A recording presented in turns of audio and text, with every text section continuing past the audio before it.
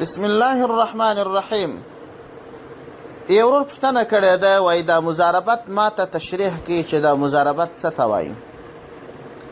د دغه ورور د پوښتنې په جواب کې باید ووایم چې مضاربت دې ته ویل کېږي چې یو سړی نغدې پیسې، ټاکلې پیسې یو چا ته ورکړي، هغه ته ووایي چې دغه پیسې مې درکړلې، ته دغه پیسې واخله، په معامله یې چلوه، ستا به وږه او زما به پیسې وي.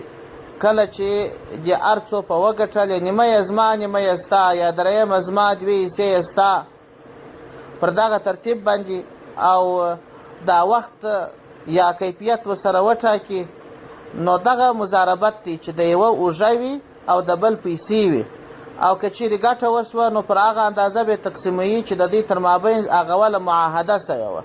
که نقصان راغلی، نقصان ټوله د پیسې پر مالک دی، اول ګټه له منځه وړي، چې ګټه خلاصه سوه بیا د سره څخه د پیسو کمیږي.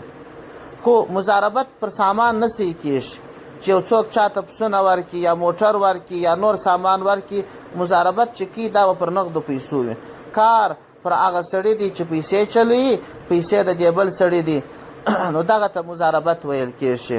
فتاوای هندیه جلد 4 صفحه 215. والسلام علیکم ورحمة الله وبرکاته.